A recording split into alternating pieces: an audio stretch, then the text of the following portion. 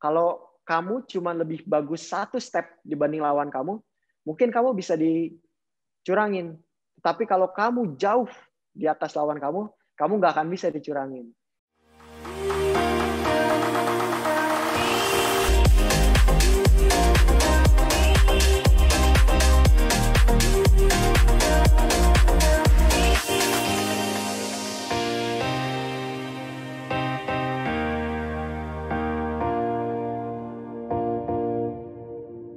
Tadi itu sempat Edgar cerita yang di pertandingan pertama ada dicurangin ya, yang itu ceritanya kayak gimana?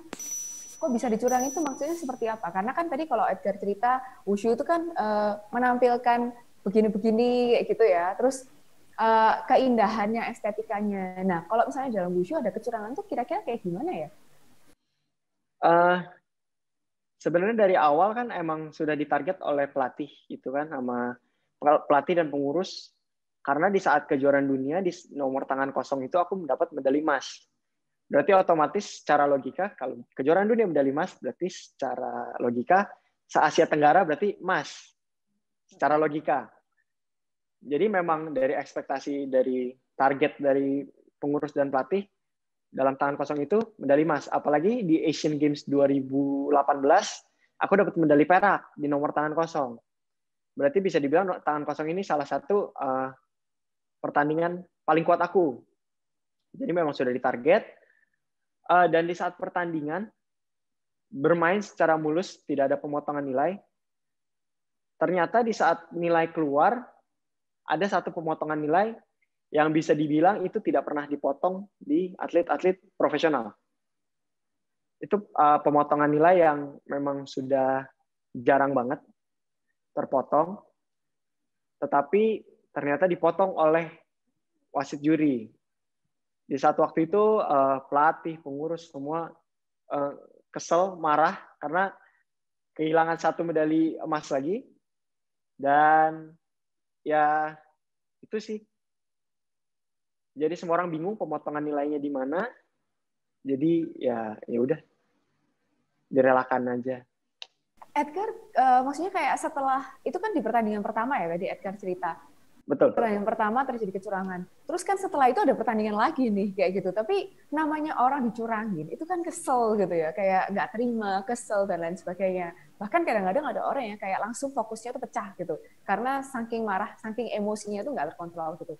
Waktu itu inget nggak Edgar perasaannya seperti apa ketika tahu oh kita dicurangin nih kayak gitu. Tapi kayak setelah ini ada pertandingan lagi gitu, kayak gimana, apa yang terjadi dinamikanya di situ? Sebenarnya setiap orang kalau setiap pertandingan yang namanya kalah atau misalkan gagal itu pasti kan kecewa ya. Awalnya aku juga ngerasa kecewa kayak ya kok ada pemotongan nilai, kayak agak sedikit bingung gitu. Tapi ya aku juga mikir bahwa oh ya mungkin ini emang bukan saatnya aku menang. Aku berpikir, aku ngomong ke teman kamarku, percayalah, di depan akan lebih indah. Aku bilang gitu. Karena waktu itu cuman hanya berpikir positif aja. Karena juga emang mungkin dari didikan orang tua ya. Jadi kan namanya di olahraga tuh masalah dicurangin atau kecurangan itu bisa dibilang hampir di tiap pertandingan ada.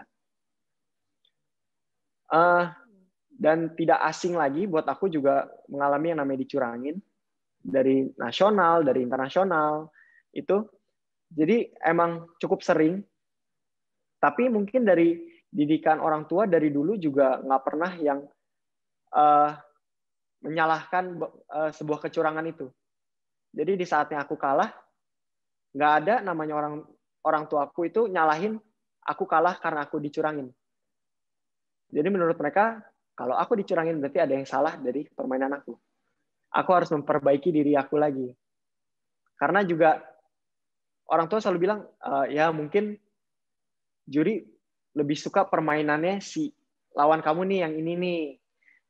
Kamu lihat dia bagusnya di mana. Jadi di saat latihan kamu bisa latih, dan di saat pertandingan selanjutnya kamu bisa lebih baik lagi dari dia.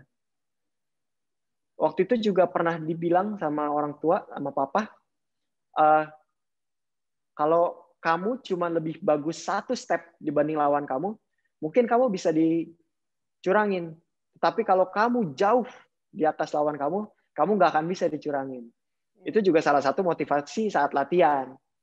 Jadi emang ditanamkan dari kecil, bukannya diajarkan sih, bukan yang dikasih tahu, kamu nggak boleh kecewa, ini bukan ini. Tapi mungkin karena emang dari orang tua mengatakan hal-hal yang positif. Jadi mereka menganggap kecurangan itu adalah hal positif, bukan hal yang negatif. Dan mereka juga nggak pernah yang namanya menyalahkan wasit jurinya. Wah, wasit jurinya mihak ini nih, ini. Mereka nggak pernah mengatakan hal-hal tersebut di depan aku. Karena mereka takut aku bisa menjadi kesel atau sebel sama wasit jurinya. Mereka malah suruh, kamu samperin wasit jurinya, kamu tanya permainan kamu gimana, kekurangannya di mana. Jadi kamu mempunyai hubungan baik, dan lalu kamu bisa tahu pelajaran apa yang kamu bisa dapat dari pertandingan ini. Karena menurutku juga di setiap pertandingan, di setiap medali juga pasti ada cerita yang berbeda dan pelajaran yang berbeda yang bisa kita ambil. Jadi di saat itu pun, di saat yang hari pertama aku dicurangin, dari pengurus, dari pelatih ngomong ke media dicurangin dan lain hal, cuman kalau misalkan ditanya ke aku, apa merasa dicurangin? Enggak. Aku mungkin bisa bilang, ya maybe.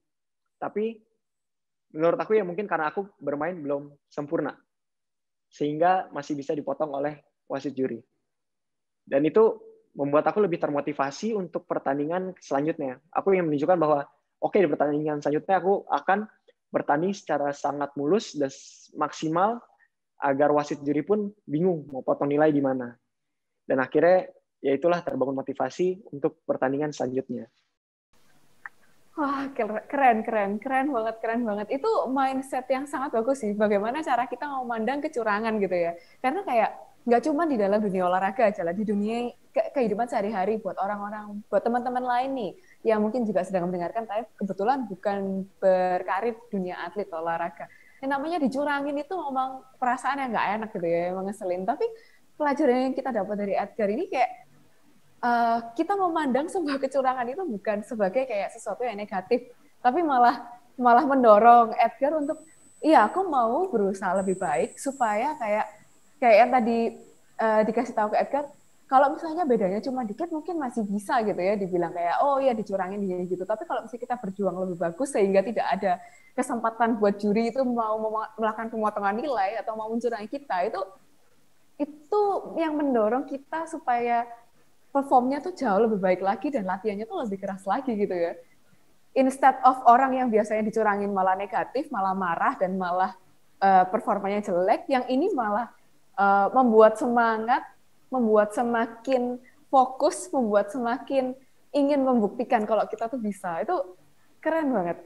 Dan itu peran dari lingkungan sekitar ya sangat penting juga di situ. Dimana kayak orang tuanya Edgar juga berusaha untuk tidak melabel kejadian negatif itu dengan sesuatu yang negatif. Tapi instead mereka melabel itu sebagai sesuatu yang positif, bagaimana itu bisa memotivasi Edgar ke depannya jadi lebih performanya lebih bagus gitu, lebih meningkatkan diri. Keren banget. Ini pelajaran yang bisa kita ambil bukan cuma diterapkan dalam dunia olahraga ya, tapi di dalam dunia kita sehari-hari pun juga bisa gitu.